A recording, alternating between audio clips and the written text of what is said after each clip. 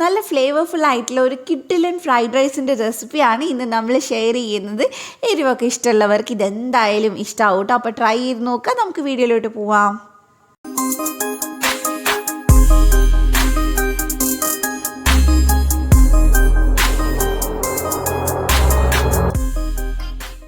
ഞാനിവിടെ 1.5 കപ്പ് ബസ്മതി അരി എടുത്തിട്ടുണ്ട്. അത് നന്നായിട്ട് കഴുകി ഞാൻ അരമണിക്കൂർ ഒന്ന് കുതിർത്തി വെക്കുന്നുണ്ട്. അപ്പോൾ നമുക്കത് അവിടെ മാറ്റി വെക്കാം. പിന്നെ നമുക്ക് വേണ്ടത് ചിക്കനാണ്. ഞാനിവിടെ എല്ലുള്ള പീസാണ് കേട്ടോ എടുത്തിട്ടുള്ളത്. എല്ലില്ലാത്ത പീസാണ് കുറച്ചുകൂടെ നല്ലത്. നമ്മൾ ലാസ്റ്റ് എല്ല് കളയേണ്ടി വരും. അതിലേക്ക് 1 ടീസ്പൂൺ മുളക് പൊടി, കുറച്ച് മഞ്ഞൾപ്പൊടി, 1/2 ടീസ്പൂൺ ഗരം മസാല ചേർത്തിട്ടുണ്ട്, 1/2 ടീസ്പൂൺ ഇഞ്ചി വെളുത്തുള്ളി പേസ്റ്റ് ചേർത്തിട്ടുണ്ട്. പിന്നെ നമുക്ക് വേണ്ടത് ആവശ്യത്തിനുള്ള ഉപ്പാണ്. അതിൻ്റെ കൂടെ തന്നെ നമ്മൾ ഒരു മുട്ട ചേർത്ത് കൊടുക്കുന്നുണ്ട്. പിന്നെ നമുക്കിതിനകത്തോട്ട് കോൺഫ്ലോർ ചേർത്ത് കൊടുക്കാം. ഞാനിവിടെ 2 ടീസ്പൂൺ നിറയെ കോൺഫ്ലോർ ചേർത്ത് കൊടുക്കുന്നുണ്ട്. ഇനി ഇതെല്ലാം കൂടി നമുക്ക് നന്നായിട്ടൊന്ന് മിക്സ് ചെയ്തെടുക്കാം. നിങ്ങൾക്ക് സമയമുണ്ടെങ്കിൽ ഇതൊരു 10-15 മിനിറ്റ് ഒന്ന് മാരിനേറ്റ് ആവാൻ വേണ്ടി മാറ്റി വെച്ചോളൂ.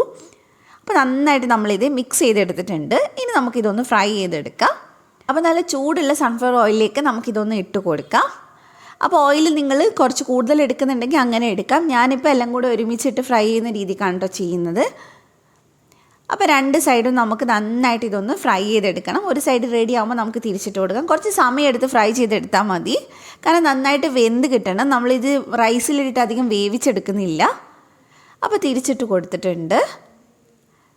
അപ്പോൾ ഇത് ഫുള്ളായിട്ട് അവിടുന്ന് റെഡി ആവട്ടെ. ഇനി നമ്മൾ നേരത്തെ കുതിർത്തി വെച്ചിട്ടുള്ള അരി ഉണ്ടല്ലോ, അത് നമുക്കൊന്ന് വേവിച്ചെടുക്കണം. അപ്പോൾ നമ്മൾ അരി കുതിർത്തുന്ന സമയത്ത് 1 കപ്പ് അരിക്ക് 1.5 കപ്പ് വെള്ളം ഒഴിച്ചിട്ടാണ് കുതിർത്തിട്ടുള്ളത്. ആ സെയിം വെള്ളം തന്നെ നമ്മളിപ്പോൾ എടുത്തിട്ടാണ് കേട്ടോ ഇത് വറ്റിച്ചെടുക്കുന്നത്. അപ്പോൾ ആവശ്യത്തിനുള്ള ഉപ്പും 1 ടീസ്പൂൺ ഓയിലും ചേർത്തിട്ടുണ്ട്.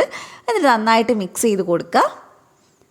ഇനി നമുക്കിതൊന്ന് അടച്ച് വെച്ചിട്ട് മീഡിയം ഫ്ലെയിമിൽ വെച്ചിട്ട് ഇതൊന്ന് വറ്റിച്ചെടുക്കാം. നമ്മളിത് ഫുള്ളായിട്ട് നെയ്ച്ചോറൊക്കെ വെക്കുന്ന പോലെ വറ്റിച്ചെടുക്കുകയാണ് ചെയ്യുന്നത്. അപ്പോൾ അത് അവിടെ മാറ്റി വയ്ക്കാം. അപ്പോൾ നമ്മുടെ ചിക്കൻ ഇവിടെ നന്നായിട്ട് ഫ്രൈ ആയി വന്നിട്ടുണ്ട്. ഇതൊന്നോ 2 ബാച്ചായിട്ട് ഫ്രൈ ചെയ്തെടുത്താൽ മതി. ചുമ്മാ ഇങ്ങനെ തിന്നാൻ തന്നെ നല്ല ടേസ്റ്റാണ് കേട്ടോ. ഇനി എല്ലൊക്കെ കളഞ്ഞ് ഇതൊന്ന് ഒരു മീഡിയം സൈസുള്ള പീസായിട്ട് കട്ട് ചെയ്ത് മാറ്റി വയ്ക്കുക. അപ്പോൾ അതേ നമ്മുടെ ചോറ് ഇവിടെ റെഡി ആയിട്ടുണ്ട്. നന്നായിട്ട് വെന്ത് വന്നിട്ടുണ്ട്. പെട്ടെന്ന് തന്നെ ഇനി ഇതൊരു പ്ലേറ്റിലേക്ക് മാറ്റി കൊടുക്കണം. അതിനുശേഷം ഇതൊരു ഫാനിൻ്റെ ചോട്ടിൽ വെച്ചിട്ട് നന്നായിട്ട് ചൂടാറിയതിന് ശേഷം വേണം നമ്മൾ റൈസ് ഉണ്ടാക്കാനായിട്ട്. അപ്പോൾ റൈസ് ഉണ്ടാക്കാനായിട്ട് ഞാനിവിടെ ഒരു പാൻ വെച്ചിട്ടുണ്ട്. അതിനകത്തോട്ട് നമ്മൾ ചിക്കൻ ഫ്രൈ ചെയ്തിട്ടുള്ള ഓയിൽ ഉണ്ടല്ലോ, അത് തന്നെ ഒഴിച്ചു കൊടുക്കുക.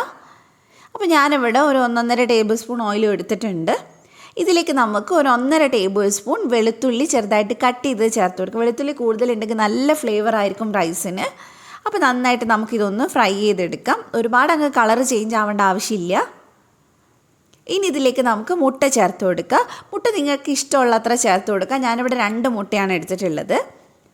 അപ്പോൾ നമുക്കിതൊന്ന് ഫ്രൈ ചെയ്തെടുക്കാം. നന്നായിട്ടൊന്ന് മുരിച്ചെടുക്കുക. അപ്പോൾ നന്നായിട്ട് ഇതൊന്ന് ഡ്രൈ ആയി വരുന്നവരെ നമുക്കൊന്ന് വെയിറ്റ് ചെയ്യാം. ഇപ്പോൾ ഇതിവിടെ ഡ്രൈ ആയിട്ടുണ്ട് കേട്ടോ. ഞാനിതിന് കുറച്ച് വലിയ പീസായിട്ടൊന്ന് ചിക്കി എടുക്കുന്നുണ്ട്.